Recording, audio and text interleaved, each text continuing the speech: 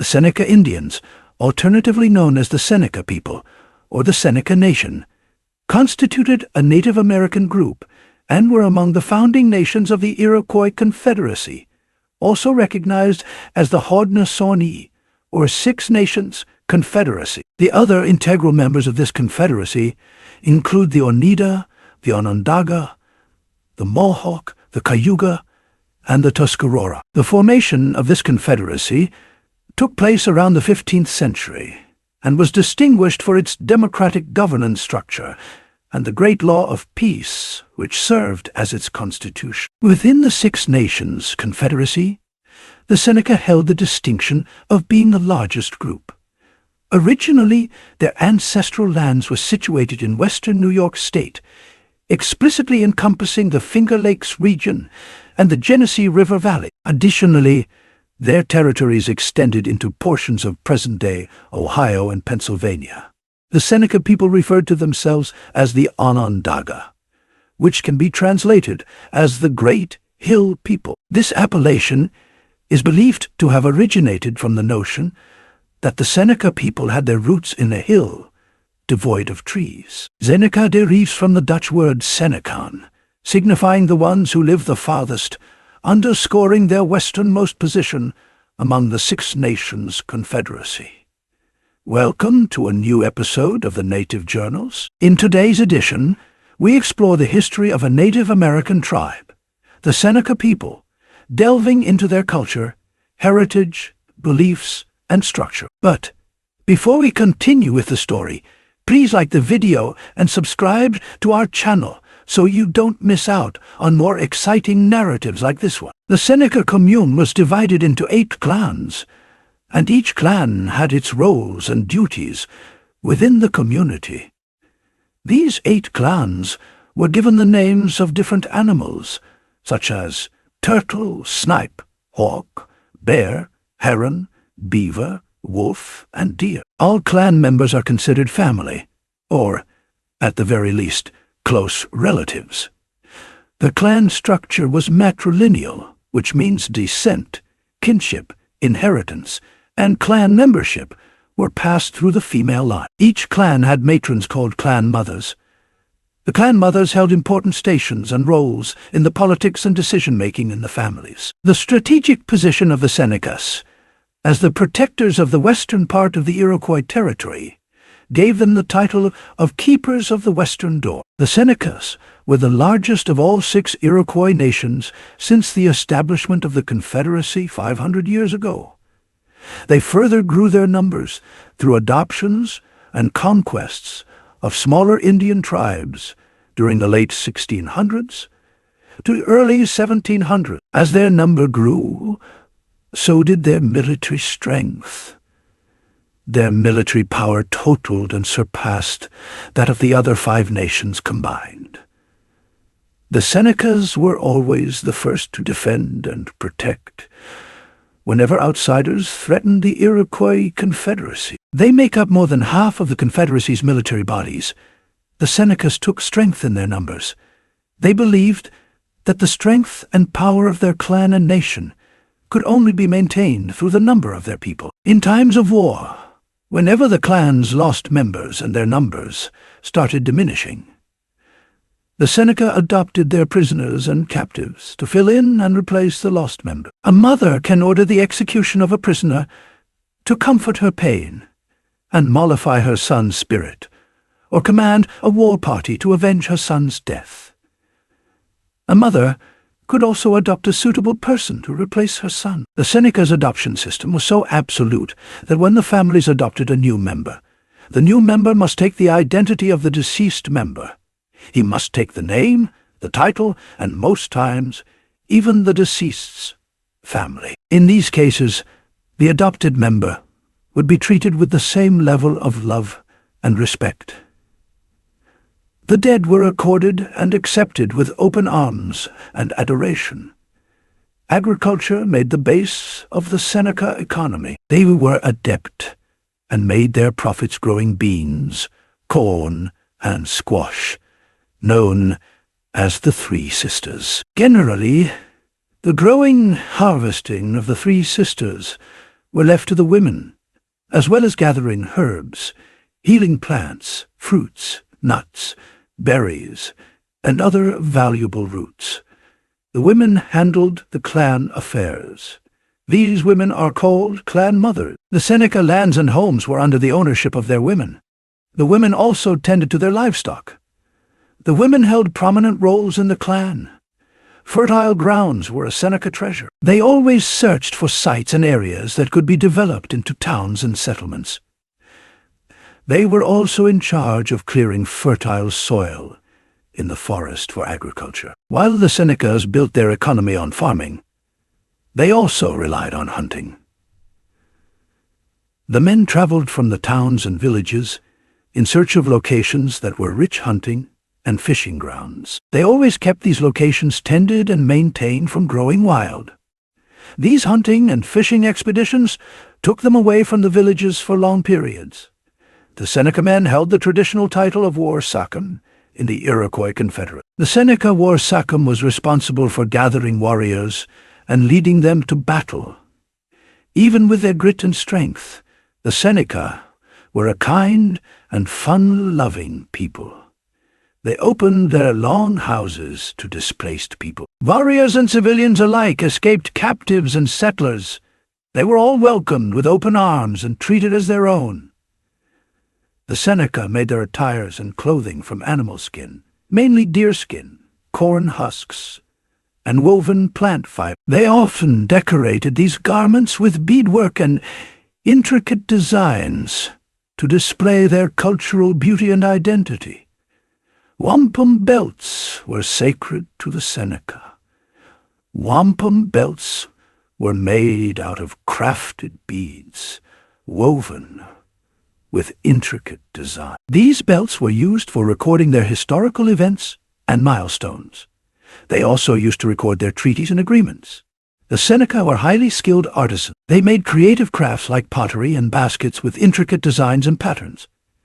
The Seneca, like many other Native American tribes, came in contact with European settlers and explorers in the early 1700s. They became heavily invested in the fur trade, an essential base for interacting with the Europeans. They made alliances with some of the Europeans, including the Dutch and the English later on. This led to an escalation in hostility with rival indigenous groups, notably their traditional adversaries, the Huron, Wyandot, an Iroquoian-speaking tribe situated near Lac Toronto in New France. In 1609, the French allied with the Huron, Wyandot, and embarked on a mission to eliminate the Iroquois. The conflict between the Iroquois and the Huron persisted until around 1650. Guided by the Seneca, the Confederacy initiated a nearly 35-year conquest against neighboring tribes after defeating their most formidable enemies, the Huron. To replenish their population, the Confederacy conducted mourning wars to capture individuals to replace their members lost during a severe smallpox outbreak in 1635. Through raids, they stabilized their numbers by adopting young women and children and integrating them into their tribes. By the winter of 1648, the Confederacy, under the leadership of the Seneca, had penetrated deep into Canada and besieged the capital of Huron. Weakened by population declines resulting from the smallpox outbreak on their side and ongoing warfare, the Huron surrendered unconditionally. They pledged their loyalty to the Seneca as their protector. The Seneca subjugated the surviving Huron and replicated them to assimilate into Seneca territory. In 1650, the Seneca launched an offensive and triumphed over the neutrals who were located to the west of their territory. Subsequently, in 1653, the Seneca mounted an attack and conquered the Erie, a tribe situated to their southwest. The survivors of both the Huron and Erie were subjected to Seneca rule and relocated to the Seneca homeland. The Seneca also assumed control of the traditional territories of the defeated tribes in western New York. By 1675, the Seneca had defeated the Andast, Susquehannock, to the south and southeast. The Confederacy's dominion extended across the frontier from Canada to Ohio deep into Pennsylvania, along the Mohawk Valley, and into the lower Hudson region in the east. They pursued peaceful relations with the Algonquian-speaking Mohican people who resided along the Hudson River. Within the Confederacy, Seneca's influence and presence spanned from Canada to the area that would later become Pittsburgh, eastward to the future Lackawanna region, and into the Minisink territory along the New Jersey border. The Seneca made efforts to restrict the encroachment of white settlers, which heightened tensions and conflicts with the French to the north and west, as well as with the English and Dutch to the south and east. To serve as buffers, the Confederacy resettled conquered tribes between themselves and the European settlers, with a significant concentration of these resettlements occurring in the lower Susquehanna region. In 1685, King Louis XIV of France appointed Marquis de Denonville as the governor of New France and Quebec.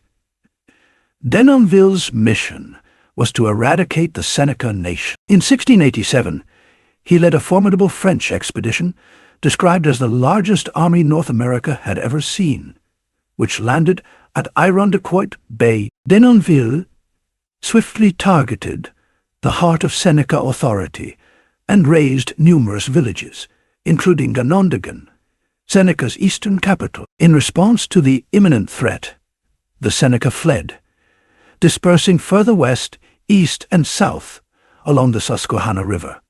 While substantial damage was inflicted upon the Seneca's homeland, their military strength remained largely intact. Consequently, the Confederacy and the Seneca allied with the eastern region. Meanwhile, the Iroquois Confederacy to the north, led by the Seneca, was gaining strength and expanding its influence. Seneca warriors traveled extensively, using established routes such as the Minisink Path and the Mincy Path to navigate the region. They played vital roles in Dutch colonial affairs, including diplomatic visits to New Amsterdam, Manhattan in 1657 and 1658, and meditating in the First Usurpus War in 1659 and 1660. In 1675, after a decade of conflict, the Seneca defeated their long-standing rivals, the Andast/, leading to the colonization of the surviving Andast along the Susquehanna River and their assimilation into Seneca and Cayuga societies. Throughout the early 18th century, the Seneca resettled and integrated the Munsee into their communities and the Confederacy. Despite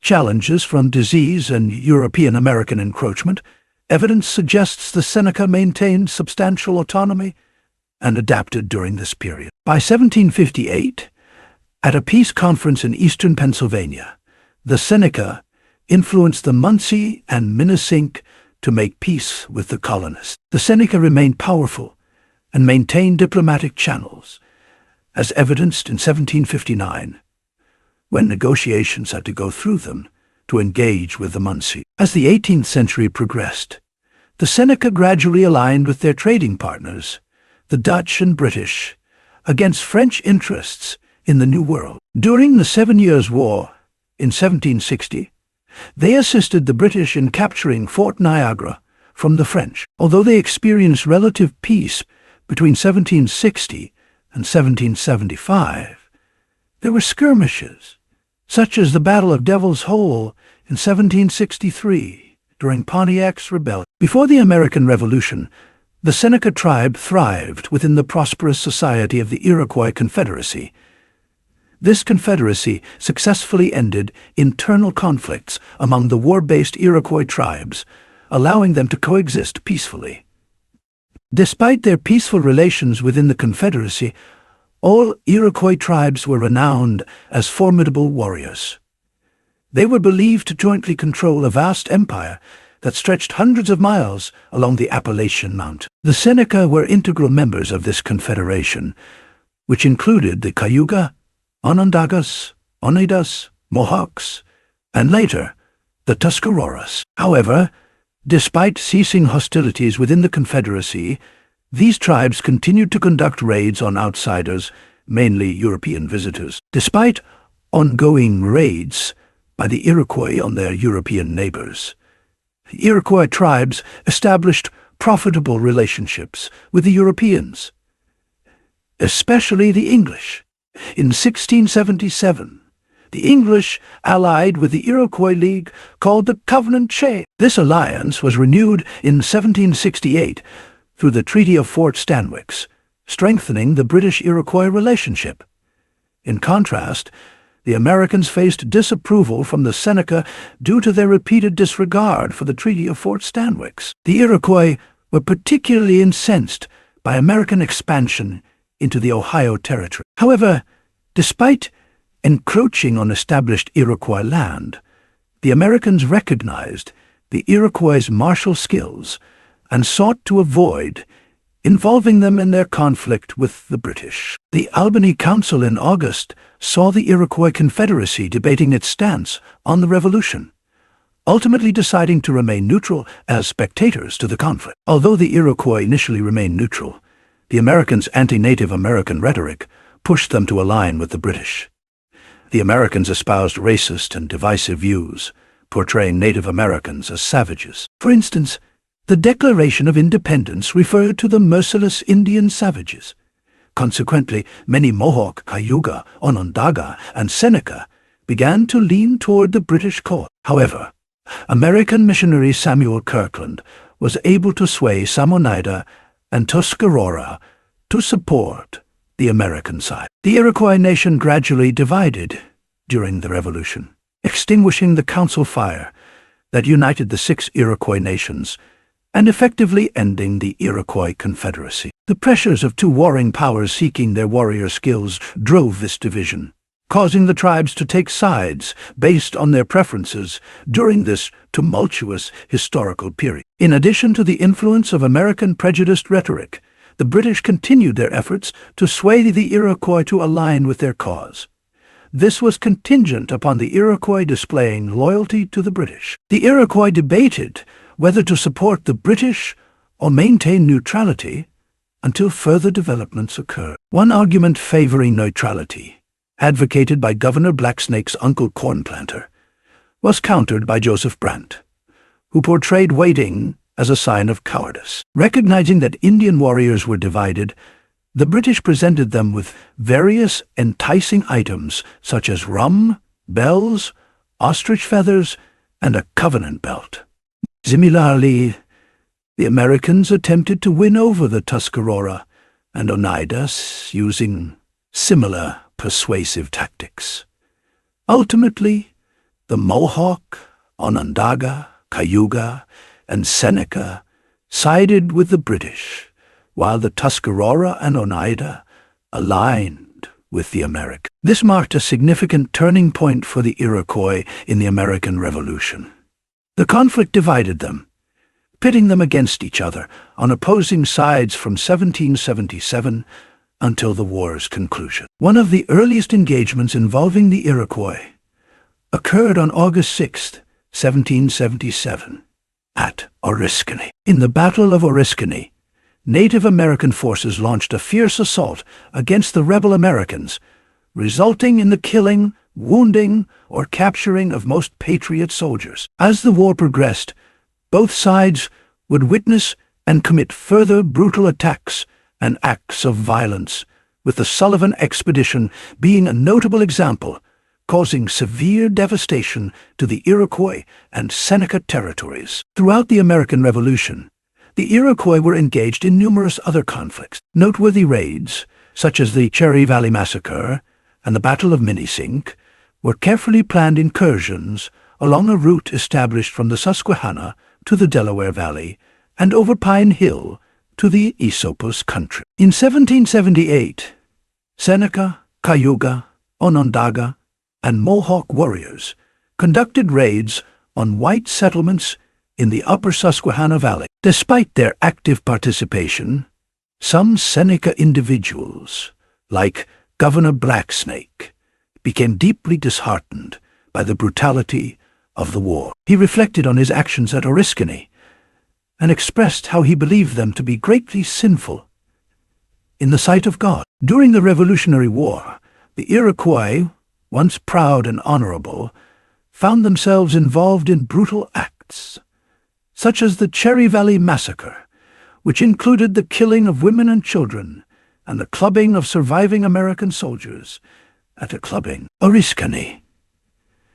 Despite some Seneca individuals, like Governor Blacksnake, feeling remorse for these actions, the American response was marked by a colder and more ruthless approach, exemplified by the Sullivan Expedition. The planning of the Sullivan Expedition began in 1778 as a response to the Iroquois' victories and massacres. It originated from the complaints of New Yorkers at the Continental Congress, who had endured extensive Iroquois offensives in 1777 and 1778 and sought revenge. The Sullivan Expedition inflicted immense devastation upon Iroquois lands as the soldiers not only destroyed their homes, but also their food supply. Seneca woman Mary Jemison recalled how Continental soldiers destroyed every article of the food kind that they could lay their hands on. Furthermore, an exceptionally harsh winter in 1780 exacerbated the suffering of the already vulnerable Iroquois. The Sullivan Expedition marked a period of total war within the American Revolution, as the Americans aimed to cripple the Iroquois, accomplishing this goal, but also sowing deep-seated hatred among Iroquois warriors. Following the Sullivan Expedition, the recovered Seneca, Cayuga, Onondaga, and Mohawk, fueled by anger over the destruction, resumed their raids on American settlements in New York. These Iroquois tribes not only attacked and pillaged American colonists, but also set fire to the Oneida and Tuscarora settlements. Their attacks persisted even after General Charles Cornwallis, 1st Marquis Cornwallis, had surrendered at Yorktown in 1781, continuing until their allies surrendered. In 1782, the Iroquois ceased fighting when British General Frederick Haldimand recalled them pending the peace negotiations in Paris. Following the dissolution of the Iroquois League, the Iroquois Nation established new settlements along Buffalo Creek, Tonawanda Creek, and Cattaraugus Creek in western New York. The Seneca, Onondaga, Cayuga, and Mohawk, who had been allies of the British, were obligated to relinquish all their lands in New York State at the war's conclusion, mirroring Britain's cession of its 13 colonies' territory to the newly formed United States.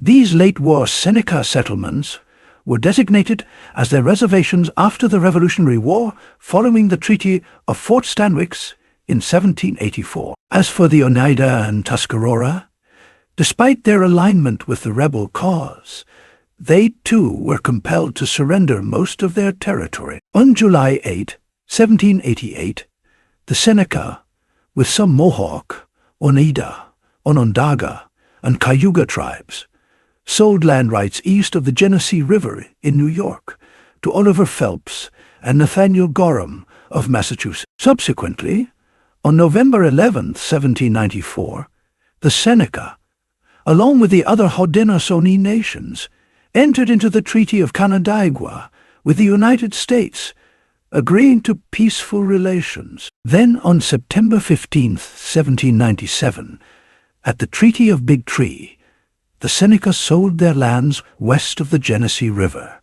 reserving 10 reservations for themselves. This sale opened the remaining western New York territories for European-American settlement.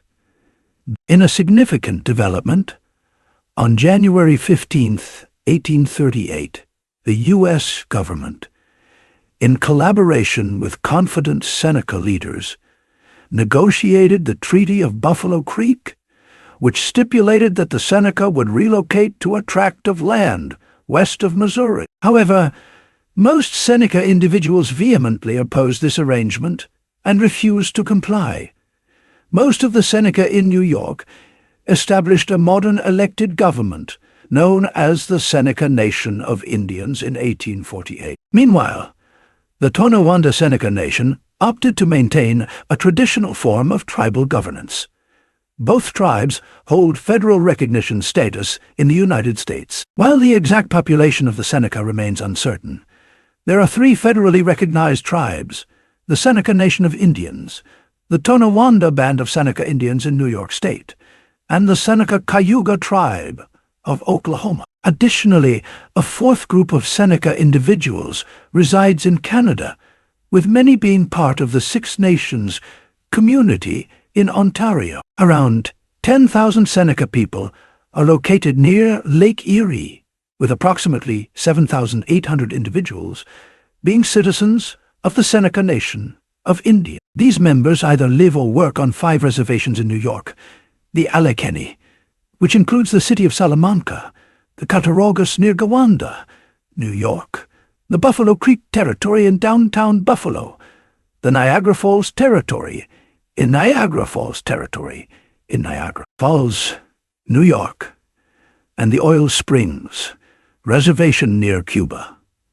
Relatively few Seneca individuals reside in the Oil Springs, Buffalo Creek, or Niagara territories, due to the limited amount of land in each. The last 2 parts are primarily utilized for the tribe's gaming casinos, which they have developed. Many Seneca and other Iroquois groups migrated to Canada during and after the Revolutionary War, where the Crown granted them land as compensation for the territories they had lost. An estimated 10,000 to 25,000 Seneca individuals are citizens of the Six Nations and live in the Grand River Territory, a significant Iroquois reserve near Brantford, Ontario. The Seneca language was classified as critically endangered in 2007, with fewer than 50 fluent speakers, primarily among older people.